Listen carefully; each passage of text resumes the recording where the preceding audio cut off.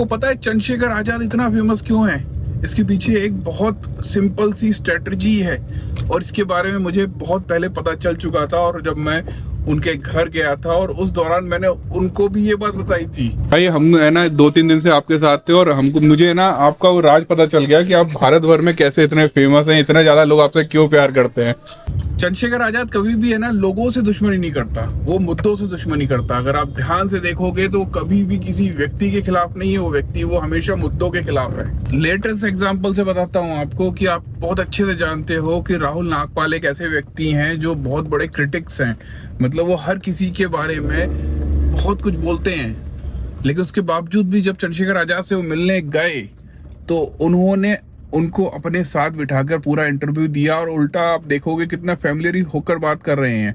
आपको गारंटी से बता सकता हूं कि जब वो उनके जो नया फ्लैट मिला है, जो सांसदों को दिल्ली में रहने के लिए जगह दी जाती है, फ्लैट मिलता है, जब वो उस गेट के अंदर एंटर किए होंगे सबसे पहले उन्होंने उठकर उनको अपने गले लगा लिया होगा। आप बताओ कि एक बहुजन बेटा वैचारिक आंदोलन का सिपाही और आपका साथी पार्लियामेंट पहुंचा, आपको कैसा लग रहा है? इतना खुश हूँ कि शायद इतना खुश मैं जीवन में कभी नहीं हुआ। क्या हो रहा है? ये पिकअप हो रहा है। और कोई सांसद बना होता तो राहुल नागपाल भाई को वो गेट के अंदर भी नहीं घुसने देता। मैं एग्जांपल बता रहा हूँ कि अगर कोई भी जीतता है और उसका कोई दुश्मन उससे मिलने आता है तो वो 10 बार सोचता है ये आया क्यों है यार भाई, अभी दूर रहो इन लोगों से। लेकिन चंद्रशेखर की बात अलग है, इसलिए वो बहुत आगे हैं। मुझे पर्सनली ऐसा लगता है कि भीम आर्मी को जितने भी लोग छोड़कर जा चुके हैं किसी भी कारण से, अब उनको वो अपने मतभेदों को खत्म करके वापस आ जाना चाहिए। राहुल नागपाल, सुरजीत सम्राट, मंजीत नौटियाल, वैसे मुझे चंद्रशेखर आजाद पे पूरा भरोसा है, वो इन सब लोगों को वापस लेकर आएंगे और ये लोगों को भी वापस आना चाहिए, क्योंकि अब अगला जो पड़ाव है वो मुख्यमंत्री का है, जिसके लिए अखिलेश यादव बहुत घबराए हुए हैं। चंद्रशेखर यादव को गलत साबित करने का प्रयास करें वो लोग जो अब से 15 दिन पहले मेरे साथी थे, मेरे साथ मध्य प्रदेश तक घूमने गए, मैनपुरी मुझसे मदद ली, खतौली जिनको मैं जिता के दी, रामपुर में जिनके लिए मैं कैंपेन करने गया, घोसी में जिनकी मैंने मदद की, अब वो अचानक से उनको पता नहीं क्या हुआ है कि वो मेरे ऊपर हमले करने लगे। यही कारण है कि अखिलेश यादव जो है उन्होंने चंद्रशेखर आजाद को अपना पिट्ठू बनाने की कोशिश की, उनको स्वतंत्र टिकट नहीं दिया या उनके लिए वो सीट नहीं छोड़ी। वो चाहते थे कि चंद्रशेखर आजाद नगीना साइकिल पर जाएं, अगर साइकिल पर जाते तो वो कभी भी अखिलेश यादव से ऊपर नेता बन ही नहीं सकते थे, ये मेरा मानना। और जैसे बोर्ड एग्जाम से पहले प्री बोर्ड होते हैं ना, वैसे ही उत्तर प्रदेश में जिन लोगों ने विधायकी छोड़कर लोकसभा चुनाव लड़ने गए थे, वो जो जीत गए हैं उनकी लगभग 9-10 सीटें खाली हो चुकी हैं। अगर चंद्रशेखर आजाद ये सब लोग एक साथ आ जाते हैं और इन 8-9 सीटों पे 1-2 सीट भी निकाल देते हैं, मतलब प्री बोर्ड के एग्जाम में कुछ दमदारी दिखा देते हैं ना, तो कमाल हो जाएगा। मैं तो ये चाहता हूँ कि मायावती जी को भी अब साथ में आ जाना चाहिए, क्योंकि ये सारा विवाद आप लोगों को पता ही होगा कि चंद्रशेखर भाई और बहन जी की लड़ाई कैसे शुरू हुई थी, किस दौरान शुरू हुई थी। बीएसपी के लोगों का ये मानना है कि भीम आर्मी नाम का जो ये संगठन है यह पूरे तौर से बीजेपी का ही प्रोडक्ट है। उस समय एक व्यक्ति और हुआ करता था, देवाशीष जरारिया। भीम आर्मी, क्या ये आपको चुनौती दिखते हैं? कौन? और देवाशीष जरारिया और चंद्रशेखर आजाद, ये दोनों के लिए मुझे लगता है कि आगे पीछे ही जो है प्रेस नोट जारी किए गए थे, जिनको ये बताया गया था कि ये आरएसएस के एजेंट हैं और बहुजन समाज को इनसे दूर रहना चाहिए। देवाशीष जरारिया इसका एक एग्जाम्पल नहीं है कि युवाओं के साथ बहुजन समाज पार्टी क्या कर रही है, और इसी वजह से देवाशीष जरारिया ने जो है वो कांग्रेस ज्वाइन कर ली थी। लेकिन अभी हाल ही के लोकसभा चुनाव में भिंड सीट से वापस से उसको जो है बहन जी के साथ देखा गया। मतलब सीट तो नॉर्मली मिल जाती है, लेकिन उसने बहन जी के साथ फोटो खिंचा के डाला जिसमें बहन जी काफी खुश थी, और देवाशीष जरारिया ने इस पूरी फोटोग्राफ को एक्स पर ट्वीट करके सबको दिखाया। जब अखिलेश यादव से गेस्ट हाउस कांड के बाद भी दोस्ती की जा सकती है, गठजोड़ किया जा सकता है, तो चंद्रशेखर आजाद ने तो ऐसा कुछ बोला भी नहीं, ना ऐसा कुछ किया। उन कारणों में से खासकर 2 जून 1995 के घटित हुए लखनऊ गेस्ट हाउस कांड से भी ऊपर रखते हुए आपस में चुनावी समझौता करने का फैसला लिया है।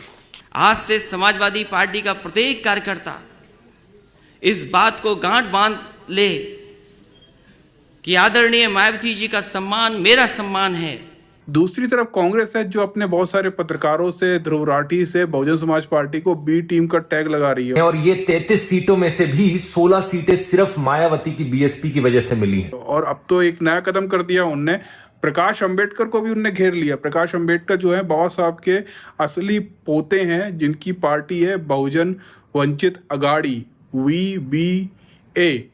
कल उनने ट्वीट किया और एक लंबा चौड़ा ट्वीट किया जिसको मैंने शॉर्ट करके अपने ट्विटर अकाउंट पर भी डाला, वो जाके पढ़िए। उनकी उस ट्वीट को पढ़ने के बाद उनके जो दर्द होता है वो झलक रहा था। और ज़्यादातर मैंने देखा है प्रकाश अंबेडकर जी जो है हमेशा मराठी में बात करते हैं। मैंने कई बार उनको ये मैसेज पहुंचाया कि आप हिंदी या इंग्लिश में लिखें। इस बार जो ट्वीट थे वो एक हिंदी में था और एक इंग्लिश में था। मतलब ये पूरे भारत को बताना चाहते थे कि ये देखिए, ये हमको भी बी टीम का टैग लगा रहे हैं, लेकिन सबूत नहीं है इनके पास। नीति जो है ना वो मुझे समझ नहीं आती, लेकिन मुझे जो समझ आता है वो है बहुजन यूट्यूबर्स। मैं उन सब लोगों से मिलता हूँ, भले उसके बिल्कुल भी सब्सक्राइबर नहीं है, अच्छा काम कर रहा हो या बहुत सारे सब्सक्राइबर हों, उन सब से मिलकर उन सबको आपस में कनेक्ट करने की कोशिश करता रहता हूँ। आपने मेरे पुराने ब्लॉग्स देखे होंगे तो आप ये अंदाज़ा लगा सकते हो। बोरी उठाने वाला आदमी 1 लाख सब्सक्राइबर है। आपने बहुत अच्छा आदर्श दिया है समाज के। तो भाई कैसे हैं? बढ़िया, क्या हाल है? बहुत दिनों बाद आपसे मुलाकात हो रही है। क्या मुँह भाई, कैसे हैं? चलिए पहले मिल लेते हैं। इसलिए इस वक्त जो है ना सबसे ज्यादा खुश जो है वो चंद्रशेखर आजाद हैं। एनडीए की तरफ तो जाना ही नहीं था, भले वो प्रधानमंत्री की सीट दे दें। अखिलेश यादव के पास गए थे लेकिन उनने मदद नहीं की। राहुल गांधी के पास गए थे, उनने मदद नहीं की। इंडिया गठबंधन ने उनको लिया नहीं। लेकिन जो प्रचंड जीत हुई है ना, उससे सबकी आंखें फटी रह गई हैं कि बाबा अब कुछ नया होने वाला है। और इस जीत ने ना लोगों के अंदर एक उम्मीद जगाई है।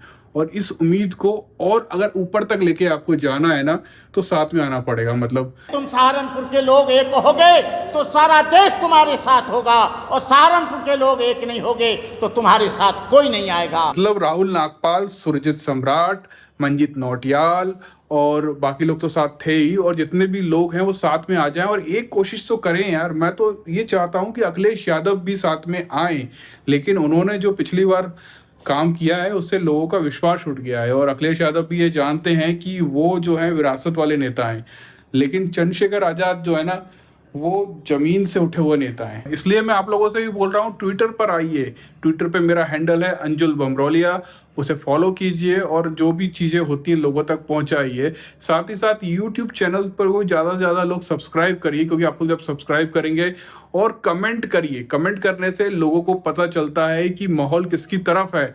अगर माहौल अखिलेश यादव की तरफ है तो कमेंट में लिखिए अखिलेश यादव जिंदाबाद। अगर चंद्रशेखर आज़ाद की तरफ है तो लिखिए चंद्रशेखर आज़ाद को हम उत्तर प्रदेश का चीफ मिनिस्टर बनाएंगे। तो अगर आप ऐसा करते हैं तो लोगों को पता चलता है, और उस वजह से ये भी हो सकता है कि अखिलेश यादव जो है चंद्रशेखर आज़ाद के साथ गठबंधन कर लें, उनको अपने साथ बुला लें। और ऐसे बहुत सारी चीज़ों के लिए हमारे चैनल को सब्सक्राइब कीजिए। बाय।